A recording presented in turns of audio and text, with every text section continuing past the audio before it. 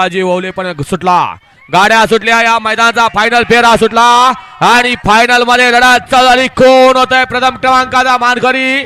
सिद्धनाथ केसरी भव्य आणि दिव्य मैदान आणि या मैदानाचा फायनल फेरा पळतोय. कोण होत आहे एक नंबरचा मानकरी? लढत चालू आहे. अतिशय सुंदर आणि शेवटच्या क्षणाला विजय प्राप्त.